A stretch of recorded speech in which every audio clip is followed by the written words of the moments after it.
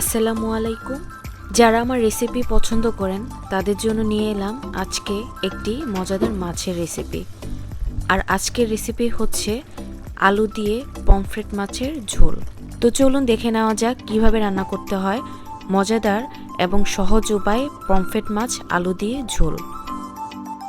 সর্বপ্রথম একটা প্যানে আমি দিয়ে দেব নর্মাল কুকিং অয়েল। তেলটা যখন খুব ভালো মতো গরম হয়ে আসবে, এখন এই গরম তেলে আমি দিয়ে দেব পমফ্রেট ফিশগুলো।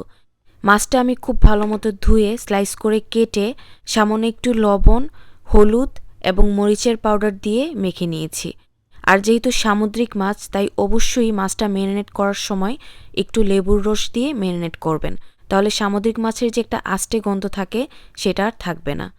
এক এক করে গরম তেলে আমি এখন দিয়ে দিচ্ছি মাছের পিসগুলো।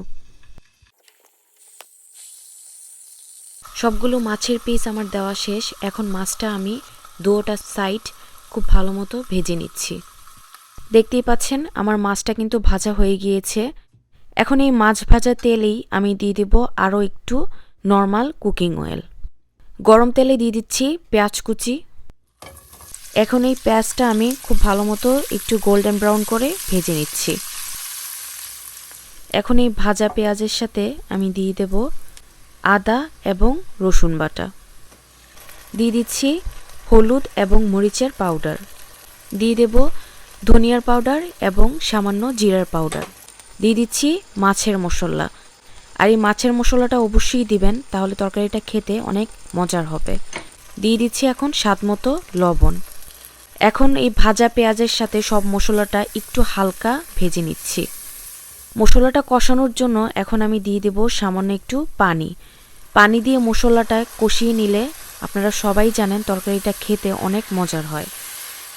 মশলাটা যখন খুব ভালো মতো কষানো হয়ে যাবে এবং উপরে তেল ছেড়ে আসবে, তখন আমি দিয়ে দেব আলু কুচি। আমি একটা আলুকে 4 ভাগ করে কেটে নিয়েছি। আপনারা চাইলে আরও চিকন করে আলুগুলো কেটে নিতে পারেন। এখন মশলার সাথে আলুটা একটু ভেজে নিচ্ছি। এই অবস্থায় কোনো পানি দেব না, জাস্ট আলুটা এই মশলার সাথেই ভেজে নেব।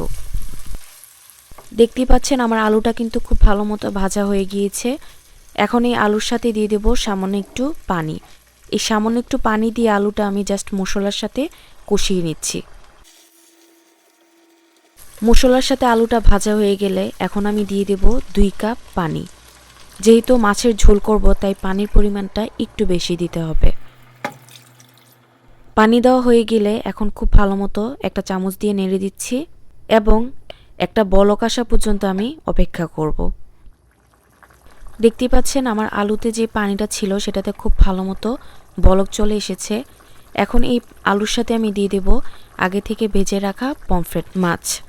যারা মাছটা আগে থেকে ভেজে নেবেন না, তারা কাঁচা মাছটা খুব ভালো মতো মশলার সাথে কষিয়ে নেবেন। ঢাকনা দিয়ে আবারও ঢেকে দেব 10 মিনিটের জন্য। এই 10 মিনিটে মাছটা খুব ভালো মতো সেদ্ধ হয়ে যাবে এবং মাছের ভেতরও মশলা খুব ভালো মতো ঢুকবে। 10 মিনিট হয়ে গিয়েছে। এখন এই মাছের সাথে আমি দিয়ে দিচ্ছি কয়েকটা ছোট চেরি টমেটো। আমি আজকে ছোট সাইজের যে টমেটোগুলো সেটাই নিয়েছি, আপনারা নর্মাল যে টমেটোটা সেটা নিলেও পারবেন। আর নিয়ে নিয়েছি কয়েকটা কাঁচামরিচগুলো আমি একটু চিড়ে নিয়েছি। তো এখন এই কাঁচামরিচ এবং টমেটোগুলো আমি উপর থেকে দিয়ে দেব। আমি টমেটোটা খুব বেশি সেদ্ধ করব না। আপনারা যদি টমেটোটা একদম সেদ্ধ করে নিতে চান, সেই ক্ষেত্রে যখন মাছটা দিবেন তখনই টমেটোগুলো দিয়ে নিলেই হবে। ঢাকনা দিয়ে ঢেকে দেব আরও 5 মিনিট। এই 5 মিনিটে টমেটোটা একটু হালকা সেদ্ধ হয়ে আসবে। 5 মিনিট পর দেখতে পাচ্ছেন আমার তরকারি কিন্তু প্রায় হয়ে গিয়েছে। এখন সর্বশেষ আমি দিয়ে দিচ্ছি ধনিয়া পাতা কুচি। এই ধনিয়া পাতা দেওয়ার কারণে এই তরকারি থেকে অসাধারণ একটা স্মেল অ্যাড হবে এবং এই তরকারিটা খেতেও খুব টেস্টি হবে। আবারও ঢাকনা দিয়ে ঢেকে দিলাম 5 মিনিটের জন্য। দেখতেই পাচ্ছেন মজাদার পমফ্রেট মাছের ঝোল খাওয়ার জন্য একদম তৈরি। গরম গরম সাদা ভাতের সাথে এই পমফ্রেট ফিশ কারি কিন্তু খুবই মজার। যারা এখনও ট্রাই করেননি, একবার হলেও বাসায় ট্রাই করবেন। ইনশাল্লাহ আপনাদেরও খুব ভালো লাগবে এই আলু দিয়ে পমফ্রেট মাছের ঝোল। আল্লাহ হাফেজ, আসসালামু আলাইকুম।